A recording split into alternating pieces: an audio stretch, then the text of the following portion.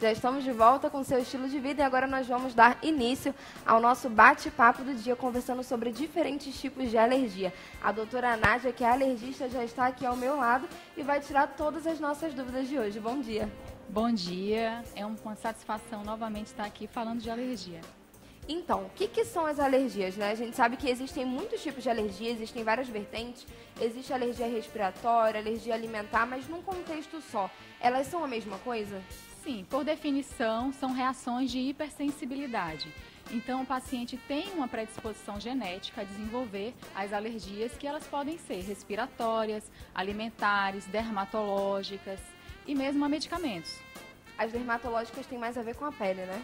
Sim, manifestação na pele, né? Aí tem vários tipos de manifestação que podem ocorrer na pele, como a urticária, que as pessoas falam que estão empoladas, né? Famoso empolado, ou a dermatite atópica, que é o eczema atópico, que é mais comum em crianças e relacionado também à alimentação. Em relação a respiratórias, que a gente pode começar a partir daí. Nós ouvimos muito falar sobre os ites, sobre a rinite, sobre a sinusite, e na realidade a gente nunca sabe discernir o que é a sinusite, o que é a rinite, se existe uma diferença entre elas ou não, se é a mesma coisa. Como que a gente pode explicar isso? Hoje em dia, a gente costuma chamar de rinocinusite, porque a membrana que recobre a cavidade nasal, ela tem uma continuidade com os seios da face, que se localizam na região frontal, na região malar. Então, é normal que quando um paciente tem rinite, ele pode desenvolver como complicação uma sinusite. Então, a gente chama rinocinusite, né? Uma pode dar origem à outra? Pode. Né? As duas estão interligadas. As duas estão interligadas também com asma. Quem tem problema de bronquite, porque também a membrana da via aérea, ela se continua para a via aérea inferior, que são os pulmões. Então, quem tem problema de asma necessita tratar a rinite ou a sinusite para que a asma também esteja controlada. Mas nesse caso, obrigatoriamente, esse processo começa a partir da rinite? Não tem como começar da sinusite, ou tem como fazer isso aí? Tem, não é uma... a criança pode ter asma e ter sintomas menores de rinite. Não necessariamente. Não. Em relação a essa rinite, por que acontece? Existe uma coisa chamada também alérgico, como se fosse um vírus, uma bactéria, eu entendo dessa forma, né? Que está no ar, que se prolifera no ar, e aí a partir disso, aquele ambiente ali fica contaminado e a pessoa pode adquirir essa rinite. Isso, é a rinite alérgica. Isso. Das rinites, 80% das pessoas têm rinite alérgica. E dessas, a maioria tem alergia a ácaro, que é um bichinho, um artrópode, que fica muito no colchão, só que ele é invisível, você não consegue ver a olho nu, você não procura o ácaro. Mas ele está presente na poeira doméstica, nos ar-condicionados, tapetes, tudo que possa juntar poeira tem ácaro. Dentro dessa poeira a gente encontra os aeroalérgicos, seria isso, né? Isso, aeroalérgenos. E aí, no caso, por isso que as pessoas costumam dizer, eu tenho alergia à poeira, mas na realidade não é a poeira em si. É o que está na poeira. A gente chama de poeira doméstica, composta por ácaro, porque não é só um tipo de ácaro, são vários tipos de ácaro. E aí também tem fungo, proteína de barata, que às vezes não necessariamente você precisa pegar na barata, mas se a barata passou pelo local, ela deixa a proteína, que também faz parte dos aeroalérgenos. Você inala, né? Nós temos inclusive o protótipo do ácaro aqui. E acho que a gente pode explicar um pouquinho o que é isso, né? A gente ouve dizer muito também que tem nos quartos, nos travesseiros, em todos os lugares a gente escuta dizer que tem ácaro, mas o que é o ácaro? O ácaro é esse bichinho aí, ele é parecido, ele é semelhante... Até parece simpático assim, né? Mas... ele não é muito bonito, né? Mas ele faz parte da classe dos artrópodes, tem essas patinhas, e se colocar no microscópio é assim que você vai ver o ácaro.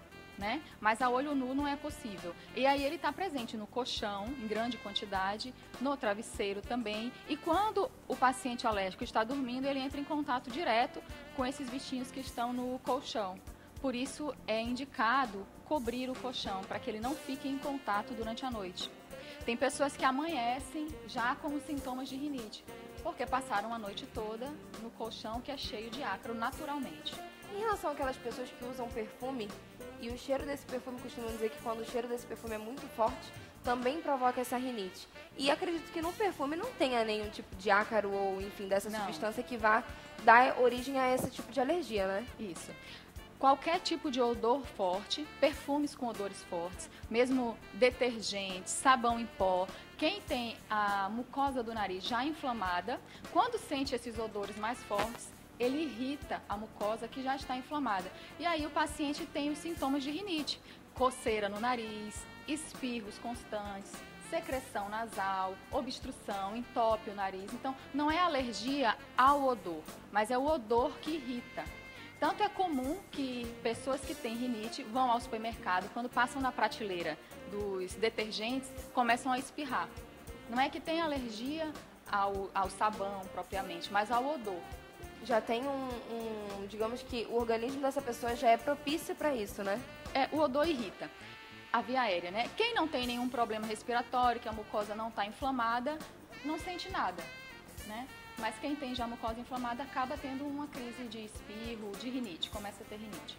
Isso tem cura, doutora? Tem solução? Porque assim, eu particularmente também tenho esse tipo de problema respiratório e até hoje nada adiantou, nada curou, nada me deixou livre disso. Às vezes é engraçado até que quando a gente vai fazer, por exemplo, uma faxina em casa, acredito que as mulheres vão se identificar com isso, né?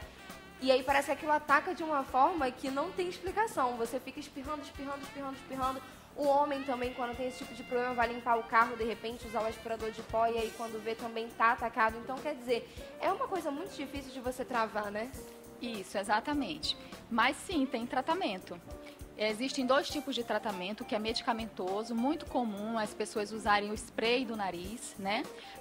Ele desinflama a mucosa, você melhora, mas o problema está na alergia. Você tem uma predisposição genética a ter alergia a uma determinada substância, seja o ácaro, seja o pelo de animal. Então, quando você se expõe novamente ao que você tem alergia, você desenvolve novamente os sintomas. Então, o tratamento mais recomendado é o de dessensibilização, para deixar o paciente tolerante ao que ele tem alergia.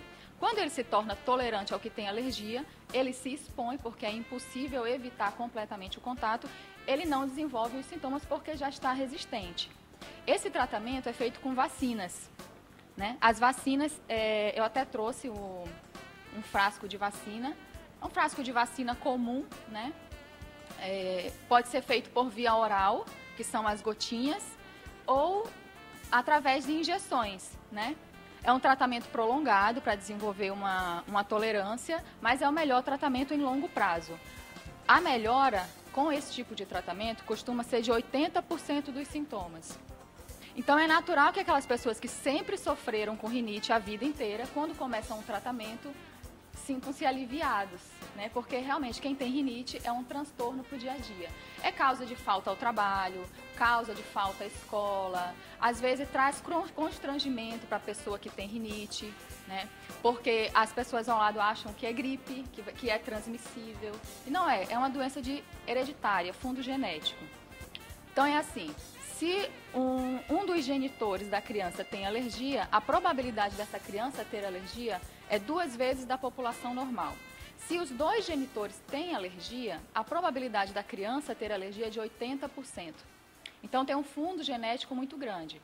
A gente não fala em cura de alergia, a gente fala em desenvolvimento de tolerância. Em relação ao descobrimento dessa alergia, você consegue descobrir desde que a criança é muito pequena, a partir de quando que a gente pode diagnosticar isso e que realmente pode ter o diagnóstico certo, né? Porque tem muitas alergias que a gente começa a investigar e não chega num diagnóstico específico muito rápido. Até porque eu lembro, inclusive, daquele teste, acho que a senhora pode até me ajudar em relação a essas formas, né, da gente descobrir, mas eu lembro daquele que tem as gotinhas, a gente coloca no braço e são tantas, então às vezes todas empolam ou nenhuma empola e você não sabe exatamente qual é, né? Esse teste se chama Prick Test, ou teste cutâneo de leitura imediata. Ele é muito simples, o resultado sai em 30 minutos e aquilo que empola é o que você tem alergia. Então é muito simples identificar o que você tem alergia. Claro que o rastreio das alergias ele só é feito quando o paciente tem um sintoma. Não existe uma profilaxia, eu não sinto nada, mas eu quero saber se eu tenho alergia. Isso a gente não faz, né? Só se o paciente realmente tem um sintoma e aí é submetido aos testes que forem indicados. Tem esse teste do braço, tem o teste de contato, que é o PAT teste, é um outro teste que é feito nas costas, né? São todos testes cutâneos, né? Para diagnosticar Todos que eles tem alergia. precisam daquele furinho. Não, o do braço tem o furinho. O braço precisa de um furinho, né? O das costas não precisa do furinho, é só o contato. Por isso que chama teste de contato. Porque às vezes não há necessidade, é só o contato com a substância que está desenvolvendo a alergia. E existe diferença desse teste para criança, para adulto, por exemplo? Porque a criança eu vou fazer o de contágio e com adulto a gente já pode usar o da lâminazinha. Sim. Claro que as indicações são individualizadas, mas de uma forma geral, o teste cutâneo é realizado em crianças a partir dos 3 anos. E o teste de contato a partir dos 6 anos. Há algumas situações, quando realmente a criança necessita de um diagnóstico precoce, a gente diminui essa idade e faz quando for indicado, mesmo antes dos 3 anos, né? Mas há a opção de fazer o teste no sangue também. Então, a criança, até com meses, porque crianças com meses de vida podem desenvolver alergia à proteína do leite de vaca, porque mesmo ela não tomando leite de vaca, a mãe que está se alimentando com leite de vaca e amamenta, a criança pode se sensibilizar, né? Essa pode ser a lactose? É o que a gente chama é a de lactose. proteína do leite de vaca. São diferentes. São as duas. diferentes, né? Então, a gente faz o teste no sangue com esses bebês, né? É possível fazer também. Já a diferença da lactose, a lactose é o açúcar do leite, né? Ele causa intolerância, mas não causa alergia. A alergia é dada pela proteína, a proteína do leite de vaca, que não é só uma proteína. Existem 3 tipos de proteína que podem causar alergia no leite. Quando isso acontece? Quando essa mãe descobre que ele realmente tem alergia, que o neném não está conseguindo tolerar o leite por causa dessa alergia, quais são as atitudes que a gente precisa tomar? Ela precisa parar de tomar o leite? Como que acontece? Porque a criança está sendo amamentada através do leite da mãe, né? Isso. Se a criança estiver em aleitamento materno exclusivo, que é indicado, a mãe vai fazer uma dieta de exclusão do leite. Então, tudo que tiver proteína do leite de vaca, a mãe não vai se alimentar para poder amamentar a criança. Se a mãe conseguir fazer essa dieta, a criança permanece em aleitamento materno exclusivo normalmente, o que é mais indicado. Quando ela estiver na idade de introdução de novos alimentos, ela passa a usar fórmulas específicas, isentas de proteínas do leite. São proteínas são fracionadas, né? Extensamente hidrolisadas ou proteínas de aminoácidos. Então, são formas exclusivas para pacientes que têm alergia. Diferente daqueles leites que existem no supermercado, que são isentos de lactose. Os leites isentos de lactose possuem a proteína do leite de vaca. Então, quem tem alergia não pode tomar leite sem lactose. Bom, doutora, a Maria Flor, daqui de Manaus, pergunta assim: quando uso shampoo, sabonete, etc., que tenha cheiro ativo, eu sinto náuseas, dor de cabeça e quentura, acredito que seja, etc. São alguns sintomas, né? Isso é alergia e tem cura? É difícil falar que é ou não é uma alergia. Não são sintomas típicos de alergia. Nenhum deles é típico. O que pode ocorrer é aquilo que eu havia falado. Ela tem já uma doença de base, uma rinite, que a mucosa está inflamada, e aí quando ela sente o odor do perfume, ela desenvolve esses sintomas. Mas para ter a certeza, é necessário fazer os exames, né? Meu nome é Nestor. Queria parabenizar a doutora Nádia pelo seu aniversário hoje. Olha só, descobrimos que a entrevistada está fazendo aniversário. Parabéns. Muito obrigada. Muitos anos de vida, muita saúde. Que bom que a gente pode comemorar junto aqui no Estilo de Vida, né? Muito obrigada. Nós vamos fazer um vídeo depois cantando parabéns para a doutora Nádia. Se você quiser conferir, é só entrar lá na nossa fanpage assim que o programa acabar. E o Valdeci quer saber sobre dor na coluna, se tem como aliviar esse tipo de dor crônica. Acredito que não seja... Não é alérgico, mas eu aconselho o Valdeci procurar um ortopedista que, claro, que tem formas de aliviar a dor lombar. Em relação a essa diferença, a gente estava conversando sobre a diferença da intolerância e a alergia em si, né? Assim que a gente voltar do intervalo, a gente vai descobrir qual é a diferença entre uma coisa e outra, porque algumas pessoas sempre dizem, ai, eu sou intolerante, e aí a gente pode até entrar na questão alimentar, né? Eu sou intolerante ao glúten, eu sou intolerante à lactose, mas o que é ser intolerante? Por que não é um tipo de alergia também, ou será que é?